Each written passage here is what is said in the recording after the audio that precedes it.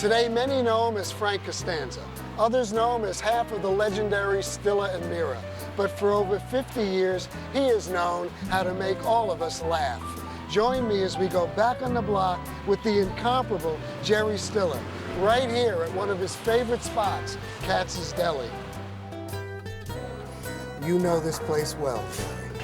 If you came to the Lower East Side, you worked during the week, you went to school, at the end of the week, whatever money you had, you'd have delicatessen, pastrami or salami. It was like a little feast. You were in touch with your life, so to speak, you know, the gift that was given to you, delicatessen. Family's very, very important to you. It's been a huge part of your life and is always with you. They were there, always there to root me on or be there. And to this day, they are the support that they gave me then. It makes me aware that everybody needs something like a family. Cherry Lane Theater. You walked by that theater one day. What happened?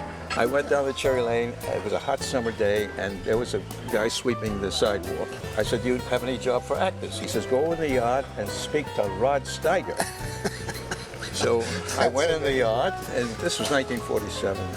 And there was this big husky guy in shorts and with a brush and he was painting. I said, "They told me you could help me paint scenery." He says, "What's your name?"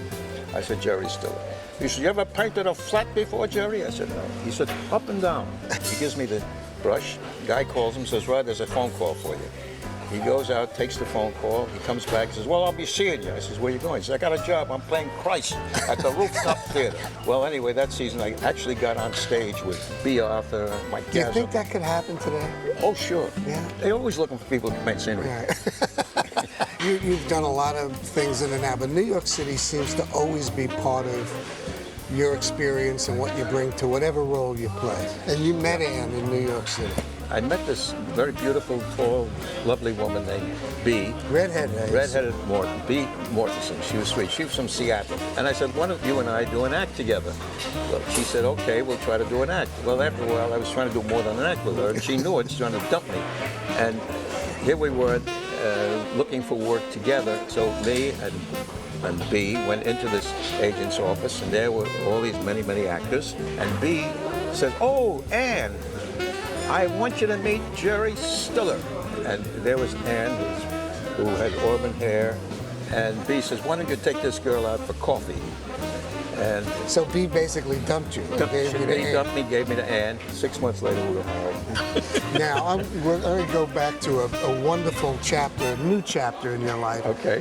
Going to Seinfeld. Larry David calls me from L.A. There's a role here on a show called Seinfeld. We want you to replace the father. I said, now tell everybody, what'd you do? I said, "Who's Seinfeld?"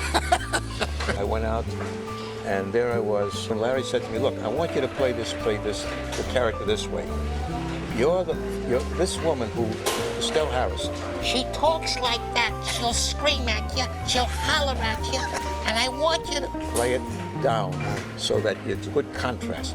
I says, "Okay, I'll do that." We're shooting the last rehearsal for the show to be shot in front of the audience. She starts screaming at me, and I decided at that moment, instead of her screaming at me and taking it easy, she said, "You're the one who ruined his life. You never were a good role model." About Jason. "You never were there for him. You were a lousy father." I says, "You're the one who hated you. You're the one who spoiled him. You slept in bed with him all day. You made sandwiches for him. You never let him get out of his life." And they all started to laugh. Right. And at that point, Jason comes over to me and says, "Jerry, don't be afraid to hit me." So he says, "Can I have the keys to the car, Pop?" I went, bang! And they screamed. They all laughed. So you just totally changed the character. Changed everything at that moment. And at that point, Estelle Harris says, "Can I hit him too?" If we could kind of just close our eyes, snap our fingers, and get two people to sit at the table with us, who would they be?